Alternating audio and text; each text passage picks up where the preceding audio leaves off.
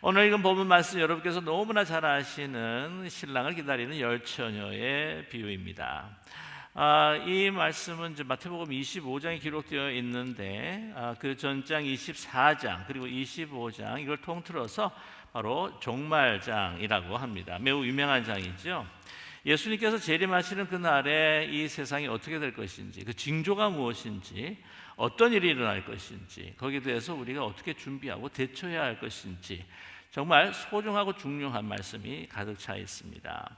오늘 이 25장의 말씀은 바로 예수님의 재림을 기다리는 그 열처녀같이 우리들이 어떻게 준비할 것인가, 어떤 자세를 가질 것인가 라고 하는 메시지를 주고 계시는데요.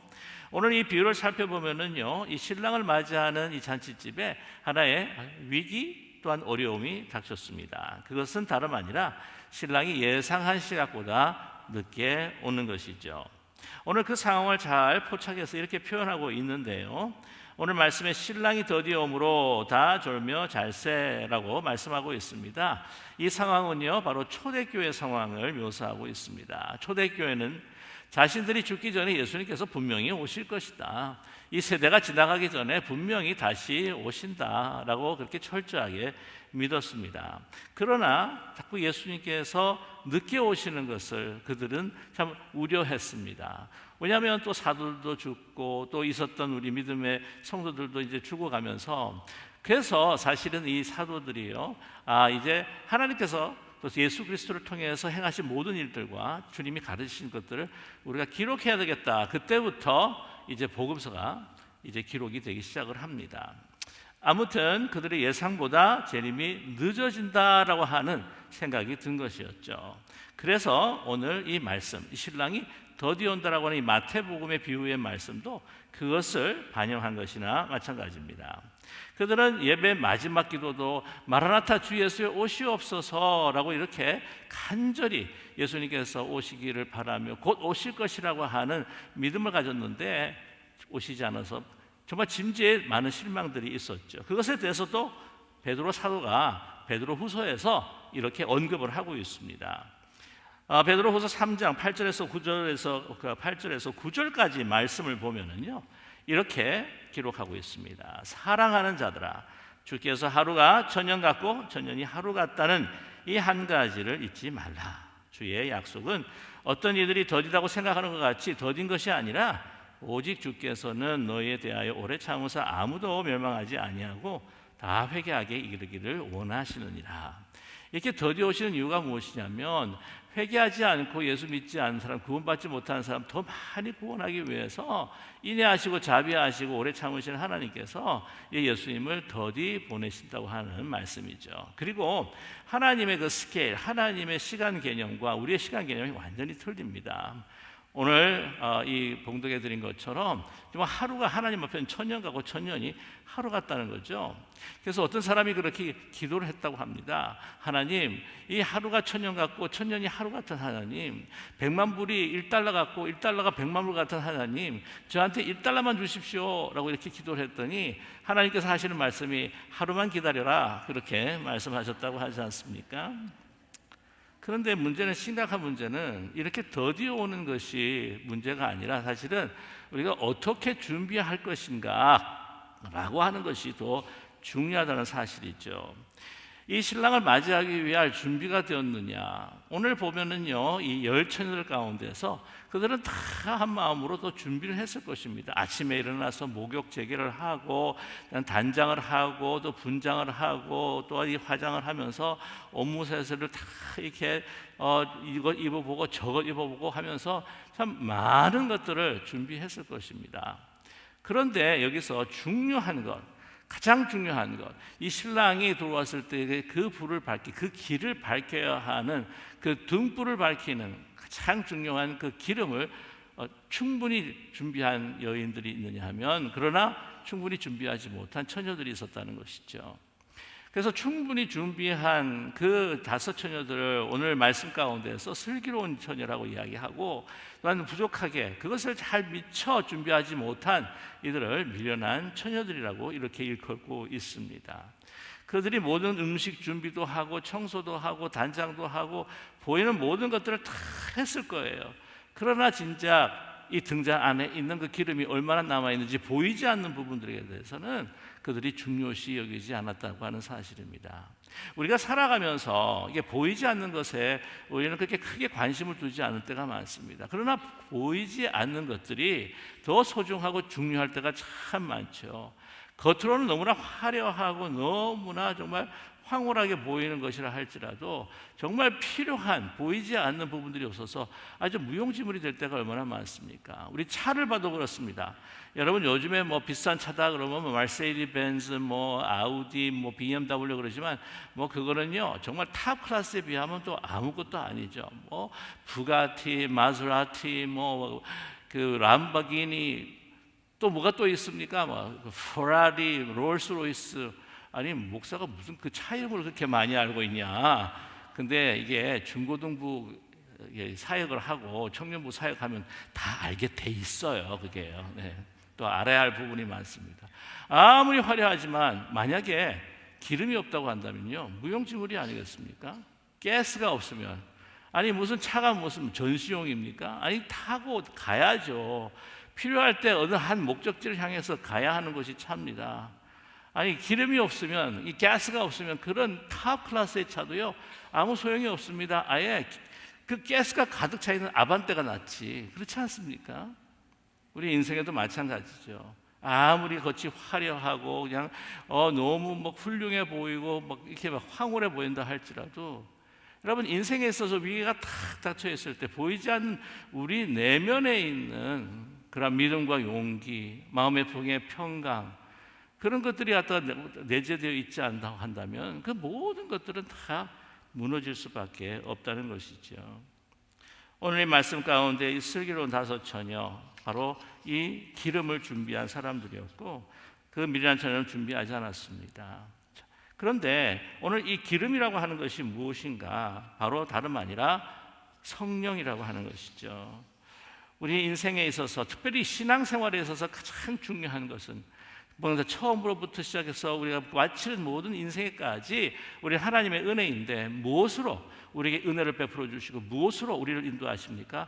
바로 성령님을 통해서 우리에게 은혜를 베풀어 주시고 우리를 인도하지 않으십니까? 바로 이 기름은 영적인 의미로서 성령입니다. 누가복음 4장 18절에 예수님께서 그 공생애를 시작하면서 선포하셨던 그 첫 말씀이 바로 4장 18절 상반절의 말씀인데 주의 성령이 내게 임하셨으니 이는 가난한 자에게 복음을 전하게 하시려고 내게 기름을 부으시고 라고 말씀하고 있습니다. 기름 붓는 그것이 바로 이제 성령을 하나님께서 부으셨다는 것이죠. 예수님의 그 공생애의 그 능력도 어디서부터 왔다? 바로 하나님께서 성령으로 기름 부으심을 성령의 능력으로 그 일을 감당하셨다는 것입니다. 그래서 이 성령의 기름으로 이 성령의 능력으로 무엇을 하라는 것입니까? 우리로 하여금 바로 하나님의 그 사랑의 빛, 하나님의 그 진리의 빛을 나타내는 것이 아니겠습니까? 하나님의 자녀로서 빛된 자녀로서 신랑을 맞이할 때 그 길을 밝힐 뿐만 아니라 모든 사람이 볼 수 있도록 이 어두운 세상을 밝히는 빛이 되라는 거죠. 너희들이 빛이다 말씀하고 계십니다. 그래서 이 빛된 삶을 살아가는 것은 무엇입니까?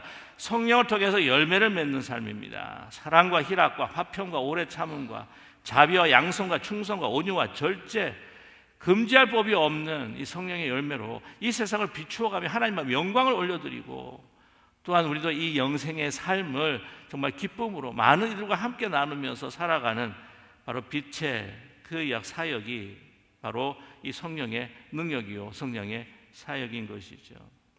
그러나 그런 것이 없다는 것이에요. 여러분, 근데 오늘 말씀 보게 되게 되면은 이 슬기로운 다수들이 너무 정말 인색해 보이지 않느냐? 아니 정말 자기만 아는 것이 아니냐? 왜냐하면 나눠주지 않기 때문입니다. 오늘 8절과 9절의 말씀을 보게 되면 미련한 자들이 이제 모자라서 이렇게 슬기 있는 자들에게 요청을 합니다.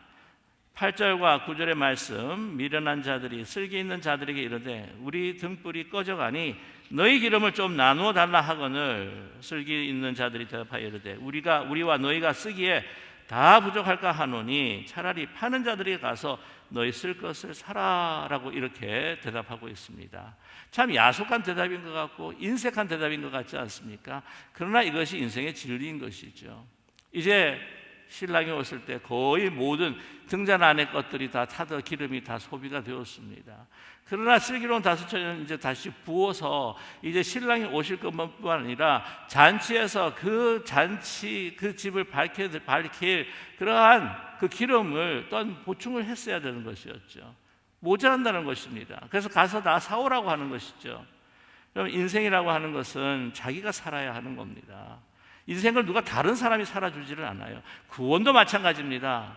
우리 구원도 남이 우리를 구원해 주지 않는 것이 우리의 믿음으로 구원을 받는 것입니다. 하나님의 은혜로 우리가 믿음을 가졌을 때 구원받는데 그것은 남의 믿음과 남의 구원이 우리하고는 사실 솔직히 말씀드리면 상관이 없는 거 아니겠습니까?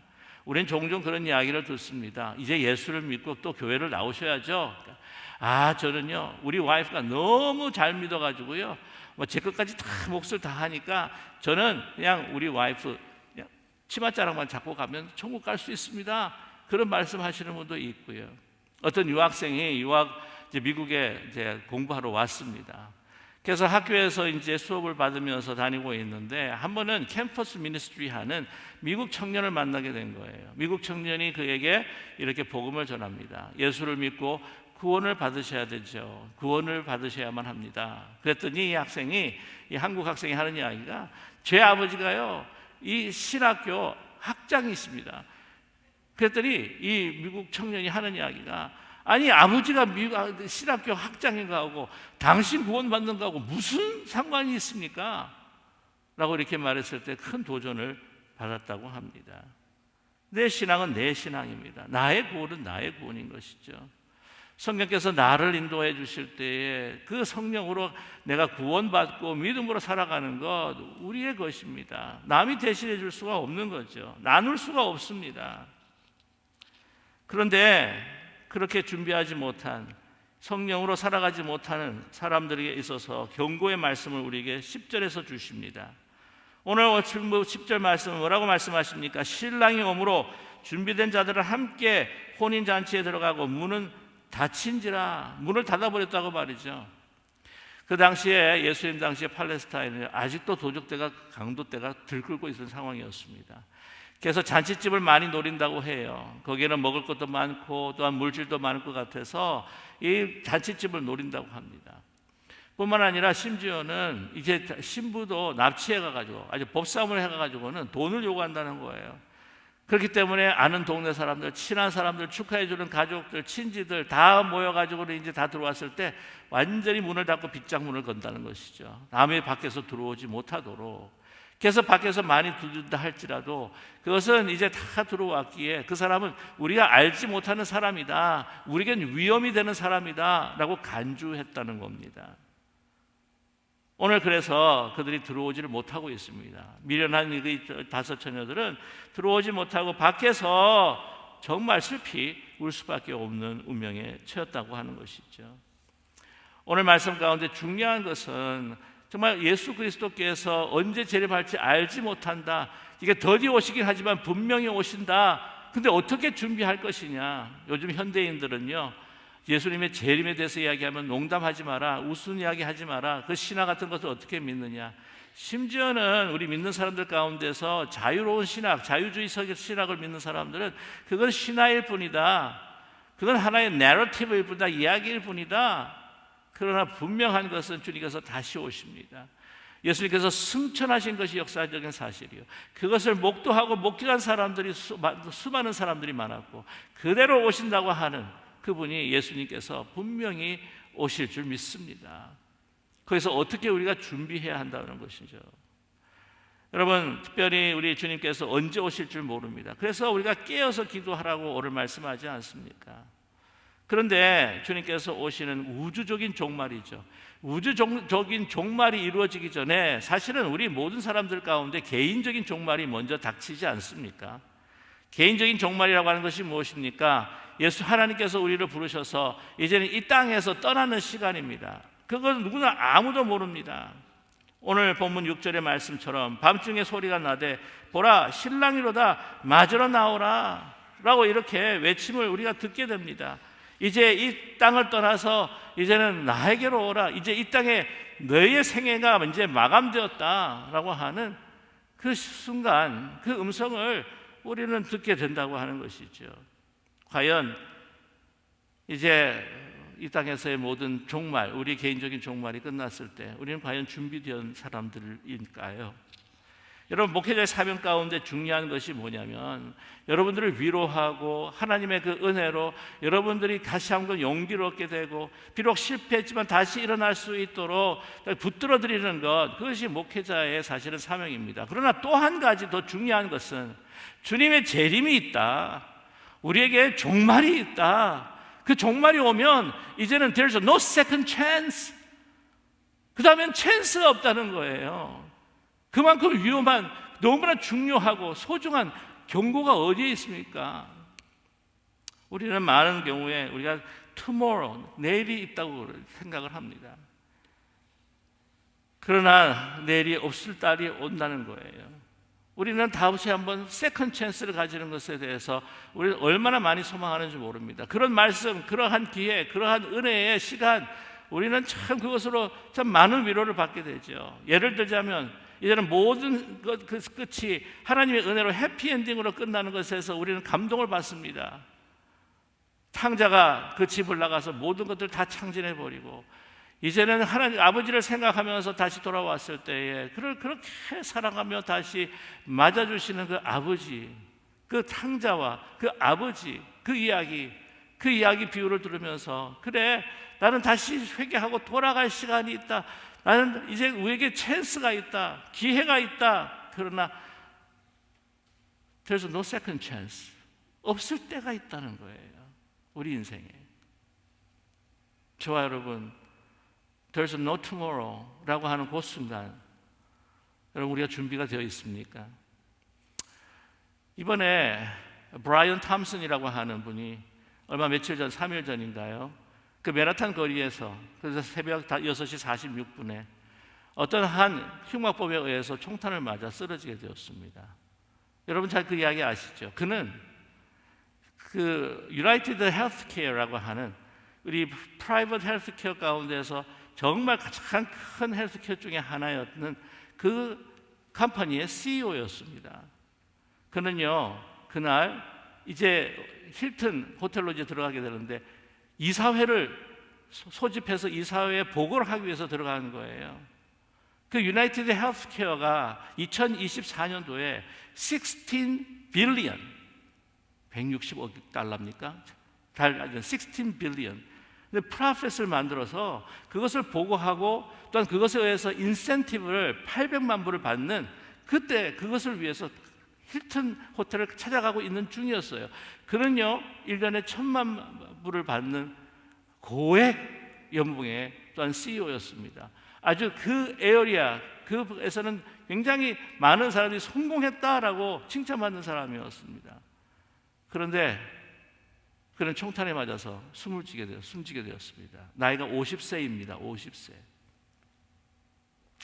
지금 보면은 이 아티클에 많이들 나와 있어요. 근데 그 유나이티드 헬스케어의 그 회사의 페이스북에 그를 추모하는 그 사진과 추모하는 글을 딱 올렸는데, 여러분 애도하고 정말 안 됐다, 어떻게 합니까? 그 두 아이들은 어떻게 합니까? 라고 하는 그 슬퍼하는 건돌런스를 하는 그 댓글이요 7,000개 올라왔습니다. 그런데 거기에 대해서 조롱하고 비웃고 뭐 어쩌면 당연한 일이 아니겠는가 라고 하는 그런 식의 그 댓글이요 77,000개가 올라온 거예요. 그에 관한 기사를 보면서 거기에 댓글들을 쭉 보니까 정말 제가 제 스스로 확인을 했어요. 보는데 좋은 글보다는 안 좋은 댓글이 계속 올라오는 겁니다. 그래서 이런 생각을 했어요. 제가 말씀을 드리려고 하는 것은 뭐냐면 그 범인에 대해서 결코 정당화할 수가 없어요. 그건 흉악한 범죄입니다. 사람을 죽인다고 하는 것. 그런데 이것에 대해서 사람들의 그 반응이라고 하는 것이요 정말 너무 황당스러운 반응들을 가질 수밖에 없는데,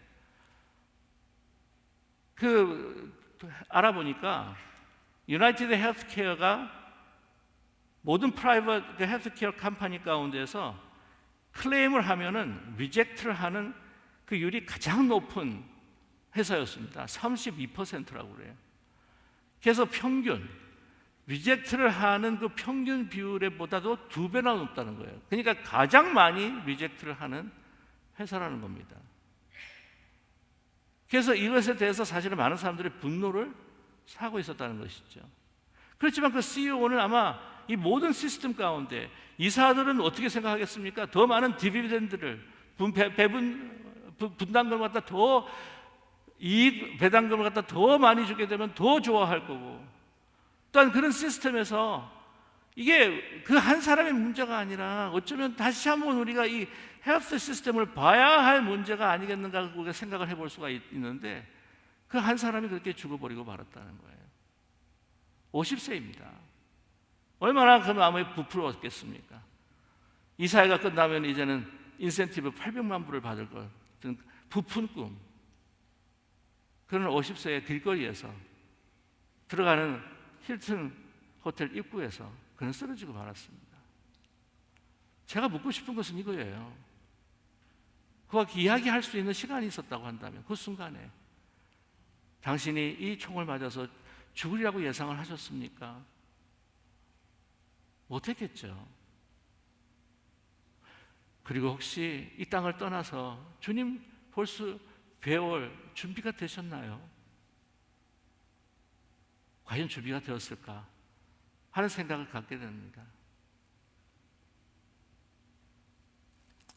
엄청난 성공과 부를 이루었고 많은 사람들의 또한 그 부러움을 샀지만 과연 주님 만날 준비가 되었을까?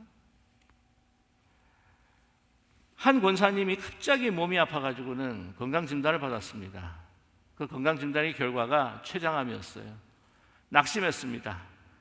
그러나 살아남아 있는 동안 내가 해야 할 일들을 해야 되겠다 싶어서 어떻게 했냐면은 자기가 빚을 진 사람, 마음의 빚, 물질적인 빚 진 사람들에게 다 찾아가서 모든 그 빚을 다 갚고, 이제 자기가 오해 산 사람들, 나와 관계가 힘들고 어려워진 사람들, 그 사람들과 함께 같이 점심, 저녁을 나누면서 시간을 보내면서 그들과 함께 화해를 하고, 또한 잘 못 보던 자녀들을 불러서 그 자녀들에게 내가 이런 상황이니 이제 혹시라도 내가 이제는 내 생이 마감하는 날 이 땅에서 혹시 못다한 일도 있다면 너희들이 해주기를 내가 부탁한다 하고 부탁하고, 가지고 있는 끼에 있었던 자산들을 이렇게 나누고, 하나님을 위해 이웃들을 위해 좀 써달라라고 이렇게 또 나누고, 그런 가운데에 6개월이 지났는데 몸이 안 아프더래요.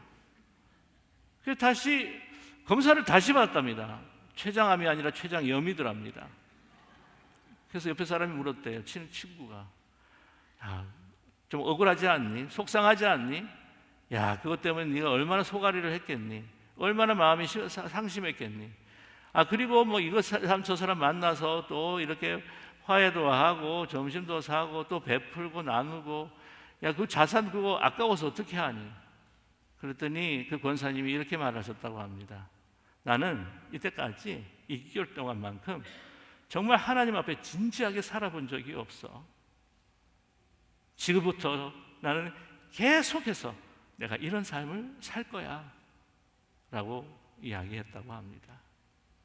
저와 여러분, 우리가 영원토록 살 것 같이 살지 맙시다. 혹시라도 내일 하나님께서 불러주시는 그 순간이 되지 않을까라고 하는 정말 종말론적인 신앙을 가지고 이 세상에 살아갈 때에 하나님 앞에 섰을 때 가장 중요한 것이 무엇인지를 다시 한번 돌아보면서 살아갈 수 있는 저와 여러분 되기를 간절히 소망합니다. 저와 여러분, 주님 뵙는 그 시간을 위해 저와 여러분 정말 준비가 되셨나요? 기도하겠습니다.